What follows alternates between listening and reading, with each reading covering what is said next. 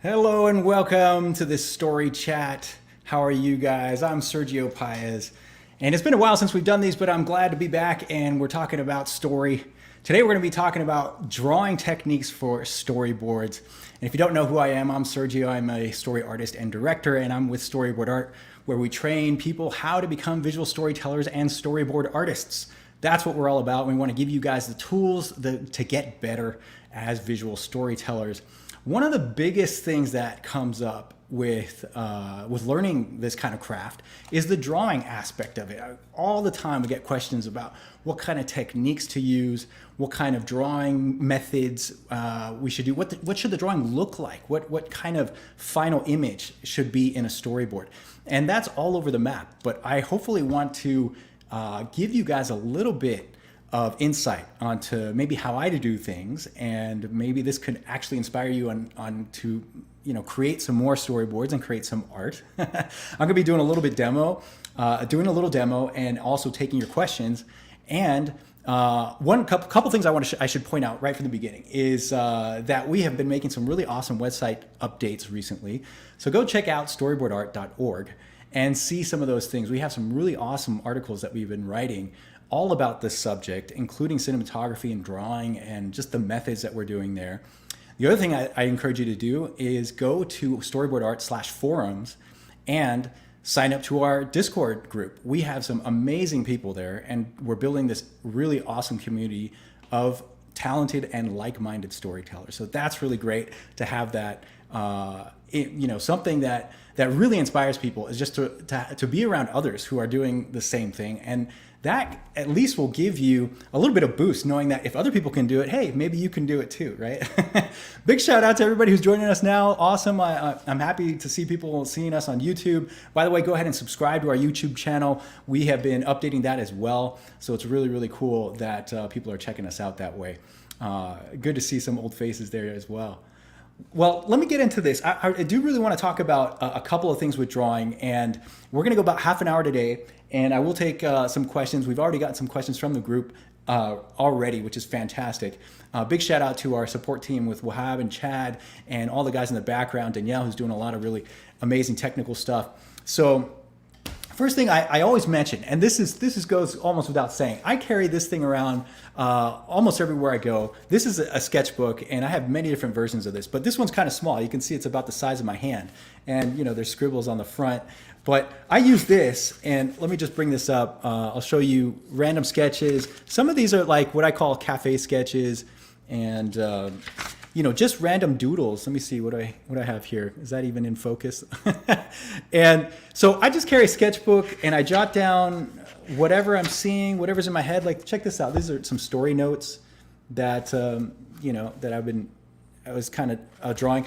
It doesn't matter what's in here. There's a lot of junk. There's a lot of garbage that I wouldn't necessarily show anybody else. I'm just sharing with you guys because I love you, and hopefully you're easy on me when it comes to these drawings. But it's just a matter of having fun with it and doodling and keeping the practice of drawing on a constant basis, okay? And I keep a small book like this. I can throw it in the back of my pocket, my jeans. I just have like a pen. I don't have that many tools I carry around, so I make it easy, right? And whenever I'm waiting in line, whenever I'm doing something, whenever I have like a spare minute, I'll try and draw, and it doesn't matter what the outcome is, okay? It's just that I'm actually doing that. Now, so this is some of what I want to get to, and let me go ahead and share my screen here, and I'll bring this up, and I want to show you a little bit of what I'm talking about. This program here is called Autodesk Sketchbook, and I think they actually just changed the name. It's called Sketchbook, and they used to have a free version. I think you might have to pay a little bit. It's still a really good program, but one thing that I encourage people to do when they start drawing is to get into the mindset of drawing. Okay, just like if you're going to play a basketball game or a tennis match, you're not going to go in there cold and just hit around a tennis ball. You actually have to stretch out. You got to warm up. You're going to go slow at first, and then you start getting into it. So a couple of things that I do when I'm like just starting out, like even if I'm working on a job, like I'll open up my canvas, I'll open up whatever program, just start throwing down some lines. Maybe I'll do some doodles, right? I'm just kind of loosening up and getting myself ready to to join into the mix of drawing something, okay? And like I said, it doesn't matter at first. You want to get into the mindset that it's not precious. You're not going to make a final oil painting at first, okay? You're doing a sketch.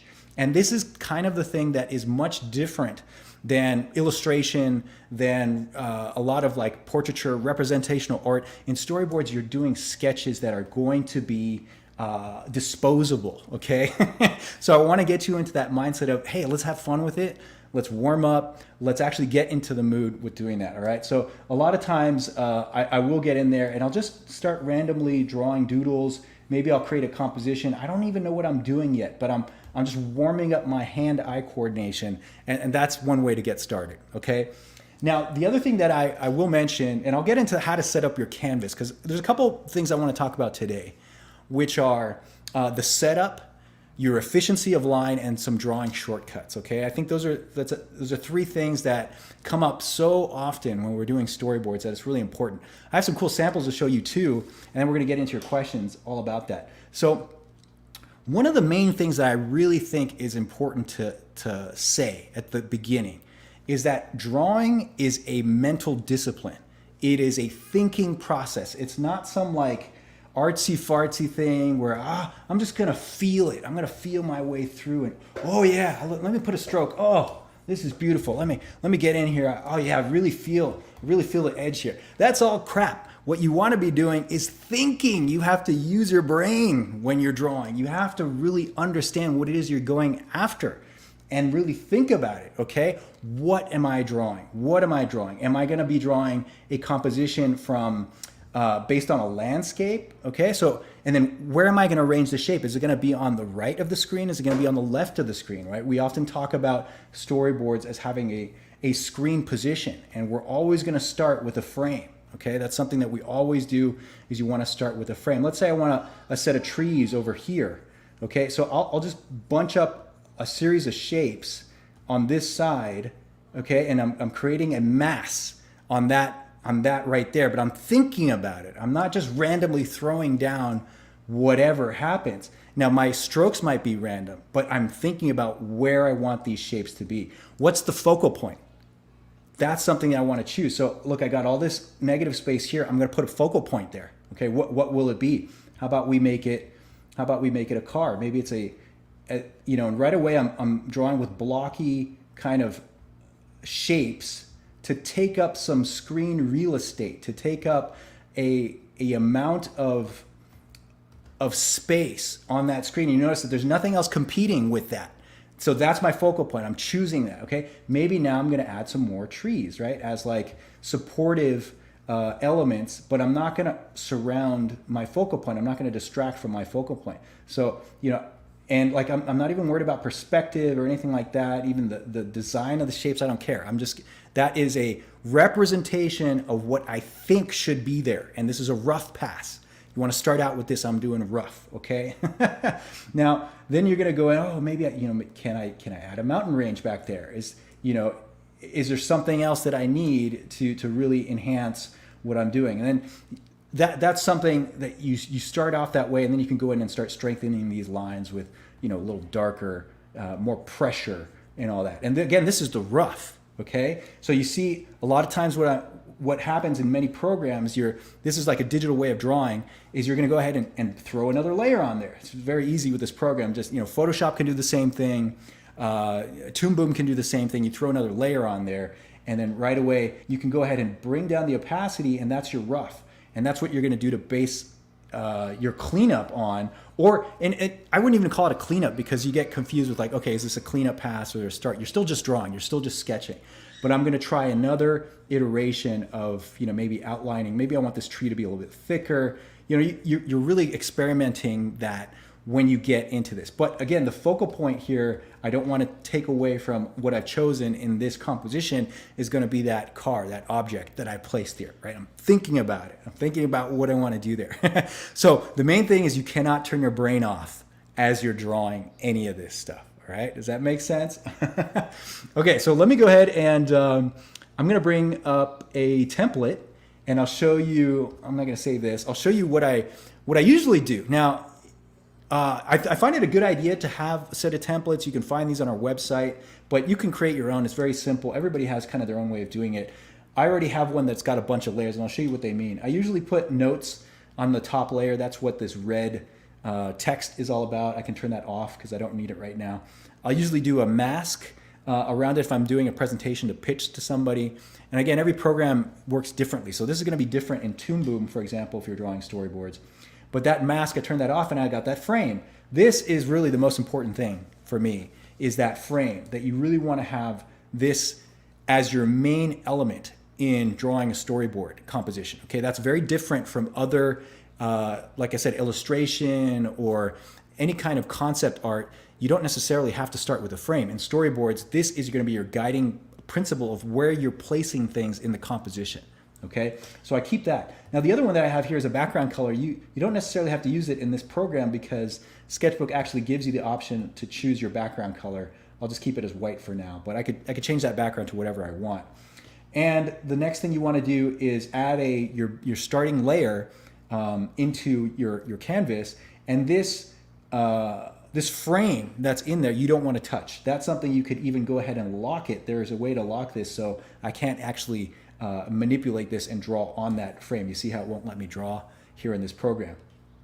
All right, but going down here, now I can go to this layer and I can go ahead and sketch and draw whatever I want. Now I can also resize this in the program so that I can draw with the intention of making something smaller, as if it's a thumbnail. So I'll do that often. I'll go ahead and make this really small on my screen, and then I can go ahead and just pretend in big blocky shapes what it is that I want to do. Maybe I'm doing some kind of like over the shoulder shot, and I got the character here, and I'll make my brush size a little bit bigger so you guys can see that.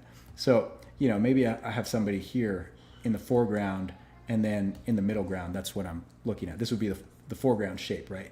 Doesn't matter what it is. I'm just putting this in, roughing it in, right? And then I'll make my canvas really small so that I don't get into the habit of drawing details. I don't want to do details like that right now, okay? So hopefully that makes a little bit of sense. But this is the typical setup that I'll use in any kind of canvas. I have my background, I'll have my frame, and you'll notice that my frame is actually smaller than the canvas size. Why is that? Because sometimes I want to draw on the margins here. I want to draw on this outside layer, and just like in any program like Photoshop and stuff, I can go ahead and resize some of this. I can cut out this shape here if I wanted to, and let me go ahead and make it. Let me see. I can move it around, for example, and reposition it. Right? Maybe I want to make it a little bit bigger or smaller. Okay, I can make it bigger or smaller. And these are, just tools, manipulation tools that you can do in any program. And by having a larger canvas, I have a little bit of wiggle room that I can use while I'm doing this, right? Does it make sense? Hopefully that that does, okay? Now, and then the other thing that you can do with digital tools now, which is so awesome, I can go ahead and put as many layers as I want. You do get into the issue of like layer organization, and eventually you probably want to name your layers like a foreground layer or a background layer, but that's all for later on. In your beginning sketch, just keep it very simple, very simple. Now, a lot of programs nowadays have a timeline where you can work from one drawing and then move on down the timeline. You can do that in this program as well. You can even do that in Photoshop. Toon Boom is a really good program for that.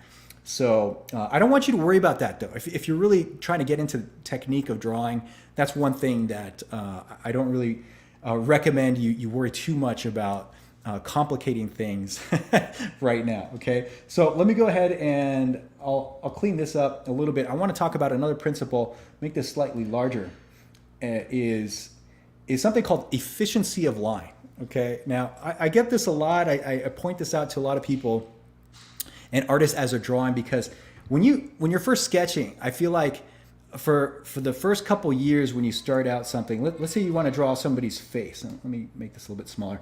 You're going to go ahead and you're going to do this like kind of scratchy line. We all do this. I mean, I remember doing this myself, and we do this kind of scratchy line. In fact, it's hard for me to do it because I've broken that habit over the years. But like you kind of just do this like very like random, like hairy kind of line, and and it's like you're searching for whatever's in there, okay?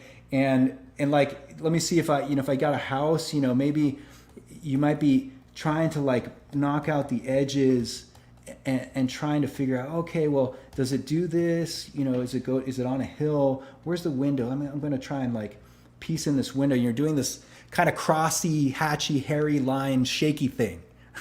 So as an alternative to that, I want you to try something else. This is very important because what it's going to force you to do is look twice and draw once. You're going to have a confidence of line, and this is where it comes in, the efficiency of line, is that you're not going to do 1,000 lines to get one object. You're going to think about where you want your object on the page. Okay, let me erase my canvas here for a second. And then you're going to see it in your mind. All right, I kid you not. This is like what you want to be doing. This is why the thinking process is so important. You're going to see that shape in your mind. You sometimes might have to close your eyes and take it slow. Then you're going to throw down your line with confidence. You're going to put a stroke, okay, nice and bold. All right, one stroke here. It doesn't matter if the stroke is wrong, okay, but you're going to put down a stroke that's bold, right? That says, hey, I'm going to move this here, no matter what happens, this stroke is going to be visible to others, right? Okay, so this is something that I want you to practice, that it's just a strong, confident stroke that you put down. It doesn't matter if it's wrong, because especially with digital tools, you can go in and clean it up again. You can erase, right? I can go in and say, oh, no, I want to do it again. So the idea here is, though, is you're not going to erase very much, because you're going to build up the confidence to get what you need from the first go around. Then what you're going to do, instead of erasing, you're probably just going to do another pass. You're going to go from a rough pass to a cleanup pass. Okay, so that's why sometimes it helps that you just don't pick up your pencil, you don't pick up your drawing tool, and you go from one confident shape and one confident line to another, and that's how you're going to create your composition. Okay, and maybe I'm drawing bushes here. I'm just doing a quick representation. But you notice that my line work is not sketchy. It's a crisp and direct line that I'm saying, yes, I want that here. I want a cloud here. Doesn't matter what the shape is, even if I get it wrong, okay? Because you can always go back and clean it up. But this is what you want to be doing. You thinking about that confidence and efficiency of line. Because what happens is, and let me go into another layer, is that when you're drawing people and more complicated things and subject matter, you don't really have time. So you got to get to the subject right away. I got to get to what's important. Let me see if I got to draw a face, I'll do this as quickly as possible, because I got to really knock out the drawing. Maybe I'm going to draw a mouth here, and I have my own like personal shortcuts. Like I'll just do this, and I'll just throw it down as fast as I can.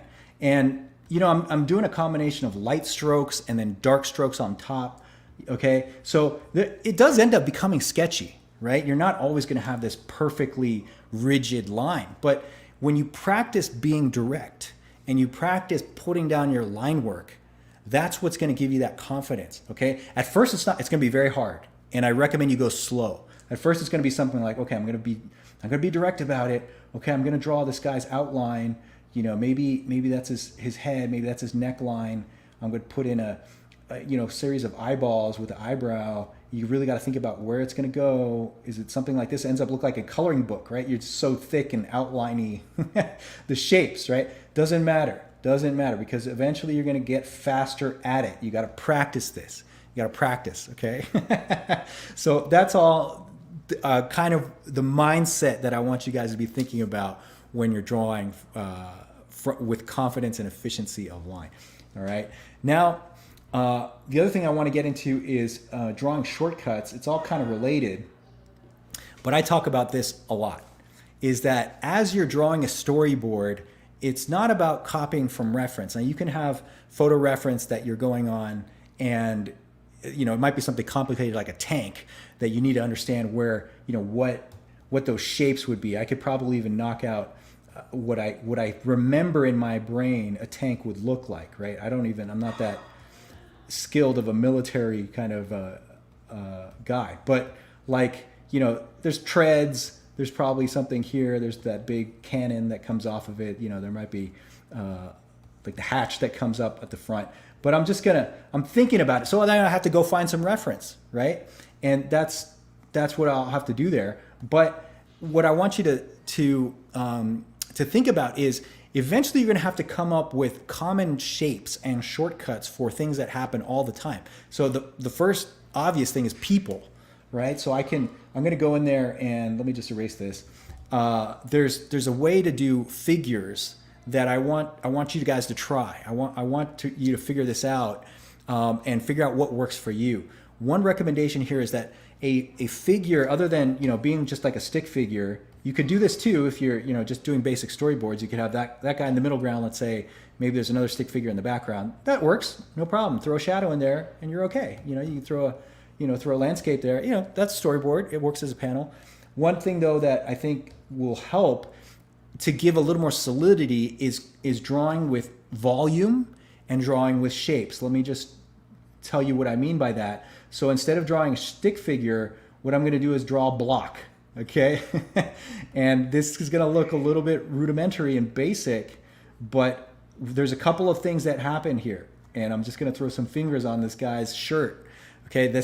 And you throw a shadow in there, and then the person in the background that I had before, I'm going to just bend him a little bit, and I'm doing something that is actually very interesting, and I'll show you why. Okay, again, just throw a little shadow in there and you're all good. So the space, the volume that this character is taking up, the negative space and positive space here, is actually taking up real estate in your composition. And that's very important. So you don't get this like transparent view of people in your frame. You actually are deliberately taking up space that will be used in your composition. Like I could put a piece of a building back here that could have a door. And that's, one way that I'm taking up physical space. So there's one object here, okay? There's the middle ground object here from the guy, and then maybe somewhat of a background object for the third element here, okay? And it's all taking up space within my composition. So that's one way that I want to encourage you to think about as you're drawing this stuff, okay? Now let's go into a little bit more about figures and the shortcuts that I use there. Figure drawing is a very deep subject, and I don't want to get too much into the anatomy and how to do it. I break down a basic human being in just a number of simple shapes, which would be usually start with the head, the body, which can be another volume, another shape here, and then you pile on the limbs, okay? And the limbs could be anything any bent rubber hose position you want. And I'll show you why that is. So if I just throw a couple limbs on the series of shapes here, it's already starting to look like some representation of a figure. And then on top of that, like if I threw in a couple of eyeballs, very simple, and maybe it's just an open mouth shape like he's a Muppet, that you're gonna create a shape of a figure that's representational. And really, you think this is silly. I'm just breaking this down into basic things, but no, this is actually something I use in a storyboard or quick sketch, because there's not enough time to really elaborate the drawing at that first pass, because what I'm worried about more than just the illustration is what is inside the storyboard panel. What does it mean? What kind of message am I trying to say in that storyboard panel, okay? So you see how just from the start of like basic shapes, this is starting to fill out with a human being, okay? Now I'll go one with a little more complicated, just to show you how layered this can be. Is that like if I start with an egg shape, I'm gonna draw the axis of the head, and then maybe now I'm gonna start putting in a little bit more detail with the eyes, and like maybe the head is like looking up, right? So then you actually get like a little bit of a skull shape. You could throw an ear on there and then whatever hair design you want. And then usually, you can throw on a head and shoulders. And you also want to be worried about the volumes, but you notice that I'm not like throwing in random lines. The volumes I'm seeing in my mind, and I've done it so many times that I can kind of understand like, okay, how do I put these limbs on here? And this would be somewhat like a rib cage, right? I'm I'm drawing off of the page and off the composition. Then you can go ahead and throw a t-shirt on this character, right? It's kind of looking more like a female, but let's say you can throw a couple of more strokes, and you got like the sleeves of a shirt, and that's basically it, right? And then if you want to, again, digital tools, you reposition this character to however you want him in the composition, okay? And that's about as complicated as you really need it at the beginning. Then on top of that is where you're going to go in and you're going to start doing your cleanup pass. And this is where you actually get the detail. Okay, a lot of people struggle with this, but now you can spend some time, and this pass comes after everything's approved, you showed it to your director, and that you understand where the character should be in the composition, what they're looking at, et cetera, and then you can go in with a nice tight crisp line to clean up the actual expression. You might have a little bit more developed facial features now. You could go ahead now and add maybe some teeth, the tongue, stuff like that for like the fleshing out the actual anatomy. And this would come from, of course, you study anatomy and all that kind of stuff. You have to still understand that and know those drawing things. I spent many years doing figure drawing. I still do it as much as I can. And, you can add some of the musculature of a character in here. And then, whatever it is that you want the details to be. And then this could be, hair and that kind of stuff. So, and then let's see what that looks like if I turn it off. So automatically it looks a little cleaner, right, than your rough that I had initially. And that's probably enough, the storyboard. You throw a couple tones in on a different layer and you're good to go. All right. You want to see some samples of that? And we'll get into the questions right after that. Let me pull this up, and I'm going to give you guys a little treat. This is some really cool stuff. This one is from, let's see, this is from Bob Peak, I believe. He's a illustrator, American illustrator from the 1950s and 60s. He's dead now, but amazing guy. I love the graphic representation of what he's drawing here. He's not, well, I'm sure this guy probably did some storyboards in his day, but he wasn't famous for doing storyboards. But you can use the beautiful construction of shapes that he's doing here. You see how simple it is and very effective, okay? Here's another one from him as well, using positive and negative space there. Let me pull up a couple of other ones that I think are really cool. This one is from an artist I really admire, our good buddy Robert Valley. This one is a Beatles illustration that he did. And again, just look at how strong the shapes are, how confident the line is. This is a scan from an original pencil drawing that he did. Okay, very, very cool stuff. Let me show you something else. This is a little bit different. This is a comic artist. I believe it's Alberto Bezier. I think he's Dutch. I'm probably butchering that name, sorry. But you can see how just with black and white and line work here, it's still pretty cool, okay? And this one, let me show you another one that I think is pretty cool. Let's go with, is it this one? Well, let me show you Albert Dorn. This is an illustration, another illustrator, now getting more complicated, but you see the folds and the nice solidity of the characters is really, really cool. And then I'll show you one, how about this one? I love this. This is from a contemporary artist, Borja Montoro. You guys might know him. I had the privilege of working with him back in 2003 on a project in Spain, and he's just a magnificent character designer and just really, really beautiful line work. Now, I don't know, this could be his first pass, I doubt it. I'm pretty sure he probably did a rough underneath this a couple times to figure out the expressions of this character, but just beautiful, beautiful shapes, beautiful line work, okay? Let me show you humbly a couple of my storyboards, and I'll show you a little bit about what I do when I do a more complete finished pass. This is, you'll notice though that the line is basically taking up a lot. It's the most prominent thing in the drawing that I have here. And the line work is really keeping everything together. There's a couple tones, of course. I even throw in like a perspective grid and a light blue to show the camera angle. But those are just basically what it is. This is another one that you see the strong line work. And it's not even that complete. Look at this guy in the middle, or kind of, he's favored on screen left.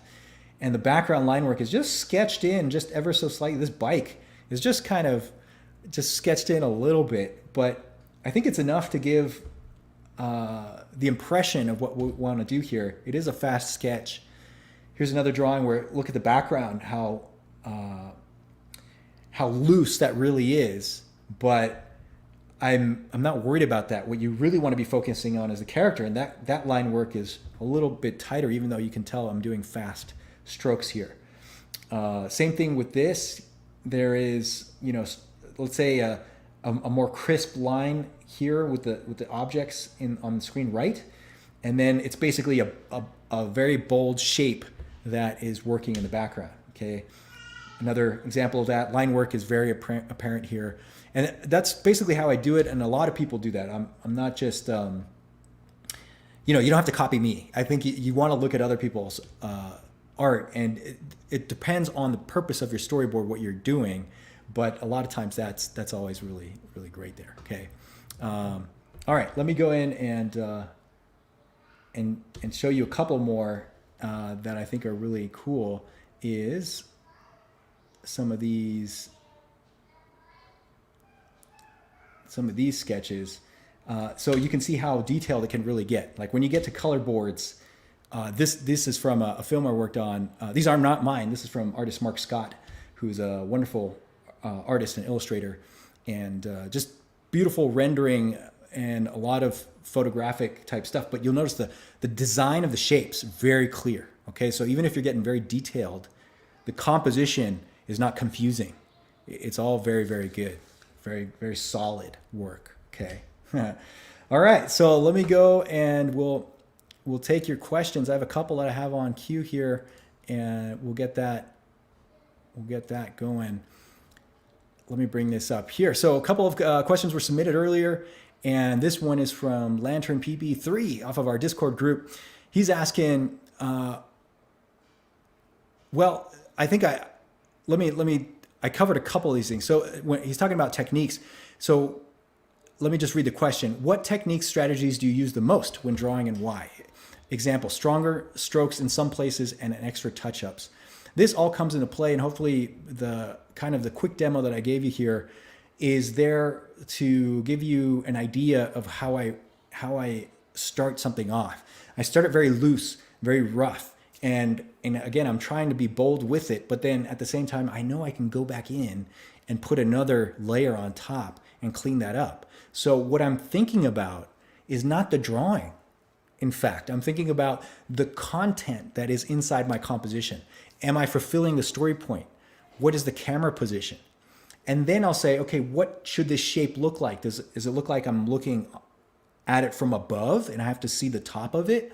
Or am I going to lower the camera and it's a little more from a low camera angle point of view? So those are some of the things that are going on in my head, and I'm constantly thinking. If you could hear the conversation I'm having in my head as I'm drawing, it's always like, okay, is the perspective higher? Does that work? Should I shift this over to the right? I think that's a little bit too big. How about I shrink this down? No, that doesn't work. Let me try it again. This is the conversation I'm constantly having in my brain as I'm doing this stuff, all right? And then another question that he has there too is, what is the most important part of an art piece that you believe a lot of beginner young artists neglect? That one to me is the story point. You really have to understand what the story point is of your shot and your panel before you actually begin. And that's where I go back to, have you really thought it through? Have you done enough of the thinking process to make it work? Okay. And that's what's really, really important when you're doing that. Because drawing skills aside, now you always have to work on your drawing skills. I want to encourage you to constantly practice. That's the only way you get better at anything. You want to get good at the piano? It's not just going to happen by you sitting around and watching TV. You actually have to sit down and practice, playing the piano to get better.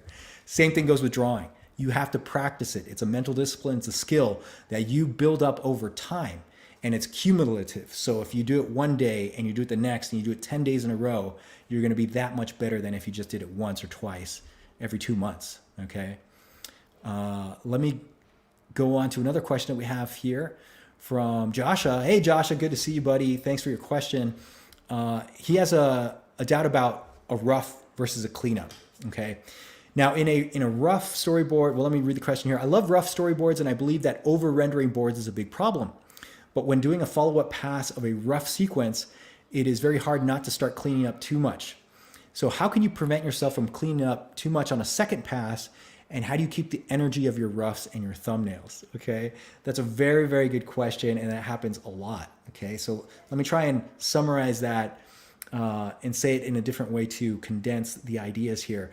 Oftentimes when you do a rough, you don't want to put too much information in there and start getting precious and cleaning up with too much detail at the beginning. You actually want to do this in layers. You want to do it in iterations. At first, it's going to be very sketchy with the minimal amount of detail. In fact, I would challenge you, as you're doing your storyboard work, to put the least amount of information at the beginning and see if you can get by.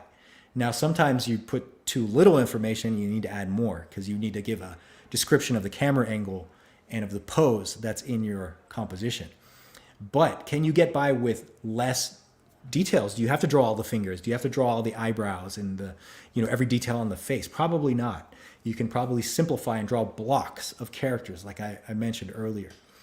Now, in your second pass, if you've limited yourself to that simplicity at the beginning, that second pass can have more detail. And that's where you do want to get into it and you start worrying about the drawing. That's when you have already decided on what kind of camera angle you need, that, hopefully your director has approved all that stuff and you're moving forward with the composition, okay? And the last part of your question here is, how do you keep the energy of the roughs and the thumbnails? This one is a little bit harder to accomplish sometimes. What I do is I will actually draw a very loose thumbnail drawing. Then I will clean up that thumbnail line work. I'll clean up the line work so it's nice and solid. And I move at a quick pace so it has that kind of fast energy and feel of the drawing. Then when I go back and clean it up, I will actually work off of that second cleanup pass of my thumbnails. All right. So, and if it's satisfactory to me, I don't actually do any more cleanup on the line work. I just add a couple of tones, maybe erase a few things that have gone overboard, and do that. In fact, let me show you an example again of some of that here, and I'll bring up my screen really quickly and show you what that looks like. So let me go through this and get to a shot like this one, for example. It's just line work. So if I might not clean this up at all. I'll just add a couple of tones, and like maybe the background characters, I'll just outline them a little bit more, but I know I'm going to just block them in with shape. Like this guy looks a little undeveloped here in the background, but the foreground guy, that's about enough. That's really about all the information I need to show. So that's why I'll do it there. Let's go to another one. I got a shadow shape in front of a dog character here. Here's another series of shots. I just threw a black line in here, and this, I would consider this a thumbnail drawing, very rough. And then I just go in there and clean up. The background, for example, doesn't look that developed. So I might need to clean, these are actually dogs in cages for this particular story. I will go in and clean those shapes up a little bit more. Maybe this pose looks a little bit weird and wonky. I'll fix that a little bit. Okay. Yeah. So those are some of the things to help clean up there. All right. And then let me get to another question here from Moon707 is asking how to make the scene dynamic, memorable, and fun. How much detail for drawings in feature storyboards?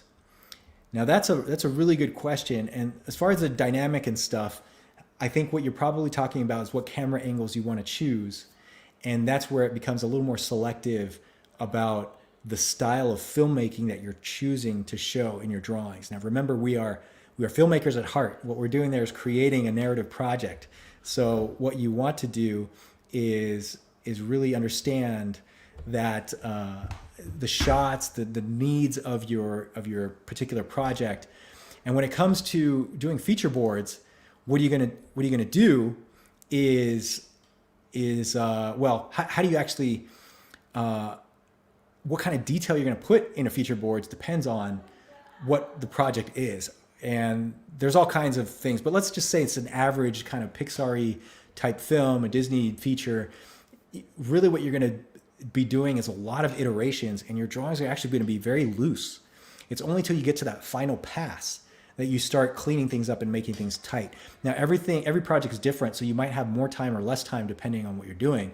But hey, there is, on average, what you want to be doing is fulfilling the story point and not necessarily worrying too much about the illustration. Now, there's a double-edged sword there. It can't be so loose that you don't understand what's going on. It's a visual medium, so you got to make your drawings readable and clear. All right, so it makes sense? All right, well, we're almost at the end of this one, and I think I'll probably leave it there. There's a lot of really good questions going on in the chat here. Thanks, guys. Wow, it's good to see everybody join us. A lot of familiar faces come on, and we'll get to these next time. We're going to be talking more about that. And the best way to stay in touch with us is go to Storyboard Art, hit us up on our webpage, and there's a couple ways to do it. I would point you to storyboardart.org/forums, and that way you can join our Discord channel. And there's a lot of really cool goodies that we've been updating on our website as well. So go check that out. And the other thing I think is going to be really positive for a bunch of people is see our updated playlists on our YouTube channel. Go to a website and you can get the link to the YouTube channel there. All right, you guys, thanks for joining me, and it's been great, and I'll see you next time. So in the meantime, keep in touch and let us know what you're interested in. I'd love to hear what you're working on, and I'd love to hear what kind of things you want to learn about more. So hopefully that we can have more of these conversations and really get you on the right page. All right, guys, we'll see you next time. See ya.